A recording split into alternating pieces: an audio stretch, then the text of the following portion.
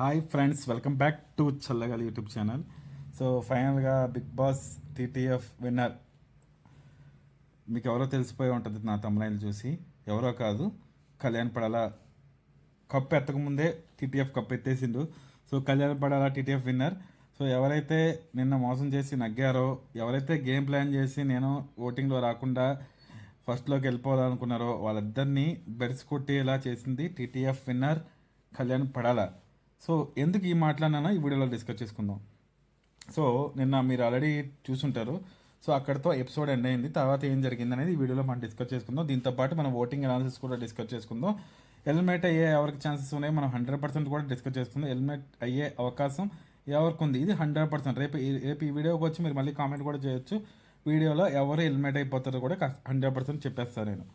So main ఈ వీడియోలో చెప్పాలనుకునేది ఏంటంటే, సో నిన్న టాస్క్లో రితు చౌదరి, బర్నీ గారు ఒక టాస్క్ ఆడతారు. ఇది మొత్తం మ్యాథమెటికల్ టాస్క్ కింద ఒక గొడవ అయింది. సో ట్రయాంగిల్స్, స్క్వేర్స్, సర్కిల్స్ మనం 3 పెట్టి తర్వాత ఒక రో పెట్టిన తర్వాత మళ్ళీ రింగ్ వేయాలి. సో ఇది మోస్ట్ మీరు టాస్క్ చూసుకుంటారు. ఈ టాస్క్లో రితు చౌదరి 2 మిస్టేక్స్ చేసింది. అక్కడ ఉన్న ట్రయాంగిల్స్ అన్ని ప్రాపర్గా పెట్టలే. ఆల్రెడీ కరెక్ట్ ట్రయాంగిల్స్ ఉన్న రాంగ్ ట్రయాంగిల్ తీసుకొని అదే రైట్ ట్రయాంగిల్ అని చెప్పింది. అదొక రాంగ్గా చేసింది. ఇవన్నీ కరెక్ట్ బర్నీ గారు రితు అప్రిషియేట్ చేద్దాం అనుకునే టైంలోనే రుతి అది ఎత్తుకునేంత వరకు నేను అది పెట్టుకొని ఆ తర్వాత బర్నీ గారికి వేయలైన నాకు దొరికిన తర్వాత బర్నీ గారికి అయ్యో నాకు ఇక్కడ ఉందని చెప్దామని ఒక గేమ్ ప్లాన్ ఆడుకొని ఆ రింగ్ అనేది దాచుకుంది. సో రింగ్ అనేది దాచుకోవడం కరెక్ట్ కాదు, ఎందుకంటే రింగ్ వెతుకోవడంలో టైం వేస్ట్ అయింది. సో బర్నీ గారి టైం వేస్ట్ అంతా ప్రాపర్గా సెట్ చేసుకునే దాంట్లో వేస్ట్ అయింది. ఇంకోటి ఏంటంటే సంజనా గారు కూడా ఏదో సంచాలకుగా ప్రాపర్గా చేయలేదు. సో సంచాలకుగా ప్రాపర్గా చేయకపోవడం వల్ల కూడా బర్నీ గారికి అన్యాయం అయింది. సో ఆ రకంగా రితు చౌదరి విన్ అయినా టీటీఎఫ్ విన్ అవ్వలేదు. సో బర్నీ గారు రితు చౌదరి విన్ అవుతుంది ఆ టాస్క్లో. సో ఇమాన్యువల్కి రితు చౌదరికి ఒక టాస్క్ పడుతుంది. సో ఇమాన్యువల్కి రితు చౌదరికి టాస్క్ పడితే అందులో రితు చౌదరి గెలుస్తుంది. సో రితు చౌదరి గెలిచిన వెంటనే నెక్స్ట్ రితు చౌదరి ఎవరితో ఆడాలి? పవన్తో ఆడాలి. సో ఇది చాలా ఈవెంట్స్ ఆఫ్ టాస్క్ జరుగుతాయి. 4 ఈవెంట్స్ ఆఫ్ టాస్క్ జరుగుతాయి. 4 ఈవెంట్స్ ఆఫ్ టాస్క్లో కూడా ఆ అన్ని టాస్క్లో కూడా కళ్యాణ్ పడాల నగ్గి టీటీఎఫ్ విన్నర్ అవుతాడు. సో ఎవరైతే గేమ్ ప్లాన్ నిన్న మోసంగా ఎవరైతే పెయింటింగ్ ట్రాస్లో బాండింగ్గా కాకుండా గేమ్ ప్లాన్ అనుకోని చెప్పేసి కావాలని ఓడిపోయారో వాళ్ళు తెలుసు కదా ఎవరు ఓడిపోయారో. ఎవరైతే ఆ పక్క వాళ్ళని మోసం చేసి లేదా పక్క వాళ్ళని మనం ఈ నగ్గించకూడదు, వాళ్ళతో మనం ఆడకూడదు అనుకొని సో ఎవరైతే ఉన్నారో వాళ్ళ వల్ల కూడా ఓడిపోయారు. సో ఫైనల్గా టీటీఎఫ్ విన్నర్ ఎవరయ్యారో మీకు తెలిసిపోయింది కదా, కళ్యాణ్ పడాల విన్ అయ్యారు. సో దాని ద్వారా కళ్యాణ్ పడాల విన్నింగ్ ఛాన్సెస్ అనేవి ఇంకా మెరుగుపడతాయా లేదా అని మనం ఇప్పుడు ఓటింగ్ అనాలిసిస్లో డిస్కస్ చేసుకుందాం. సో ఓటింగ్ అనాలిసిస్లో మనం చూస్తే ఓటింగ్ అనాలిసిస్లో మీకు ఎవరున్నారో తెలుసు. ఇమాన్యువల్, కళ్యాణ్ పడాల తప్ప మిగతా అందరూ ఓటింగ్లో ఉన్నారు. ఎవరు? తనుజ, బర్నీ, సుమన్ శెట్టి, సంజన, డెమాన్ పవన్.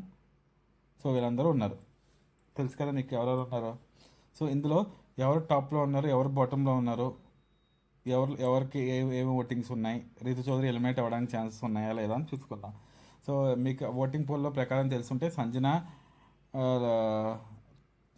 ఏ పొజిషన్లో ఉంది, బర్నీ ఏ పొజిషన్లో ఉన్నాడు, డెమాన్ ఏ పొజిషన్లో ఉన్నాడు, లాస్ట్ 2 పొజిషన్ ఎవరి, ఫస్ట్ 2 పొజిషన్స్ ఎవరి, మిడిల్ పొజిషన్స్ ఎవరియో డిస్కస్ చేసుకుందాం. ఫస్ట్ పొజిషన్లో తనుజ ఉంది. సో తనుజ ఫస్ట్ పొజిషన్లో ఏకగ్రీవంగా కొనసాగుతుంది. సో ఫస్ట్ పొజిషన్లో తనుజ ఉంది. సో తనుజ ఉండడం వల్ల దానికి ఏ రకంగా ఓటింగ్లో మార్పు లేదు. బట్ టీటీఎఫ్ విన్ అవ్వడం వల్ల తనుజకి ఇంకా ఓటింగ్ పెరుగుతూ ఉంటుంది తప్ప కళ్యాణ్కి ఓటింగ్ పెరగకపోవచ్చు. టీటీఎఫ్ విన్ అవ్వడంలో దాంట్లో కొంచెం ల్యాక్ అనేది అయింది. సో దాని ద్వారా ఎఫెక్ట్ అవుతుంది.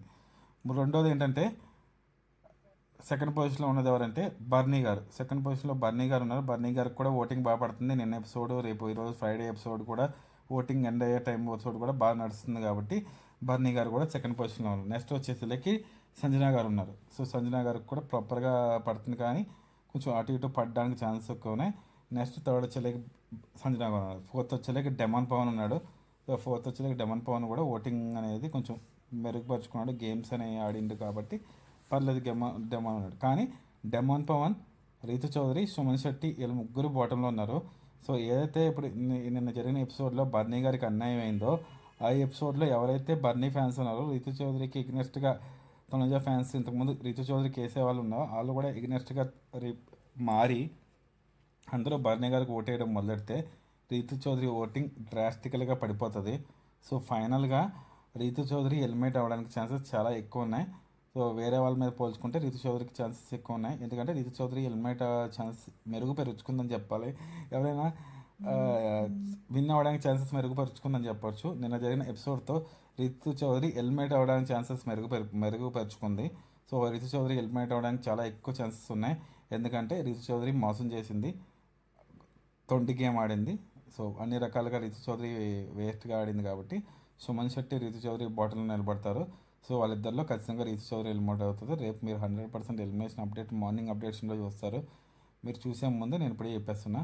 సో మీరు ఇప్పటివరకు నా వీడియో చూస్తే ఖచ్చితంగా లైక్ చేయండి, షేర్ చేయండి, సబ్స్క్రైబ్ చేయండి, కామెంట్ చేయండి. ఈ టీటీఎఫ్లో బన్నీ గారికి అన్యాయం అయిందా, సంజన గారు మీరు ప్రాపర్గా చేశారా చేయలేదా, ఎవరి పాయింట్ కరెక్టు అనేది మీరు కామెంట్ చేయండి.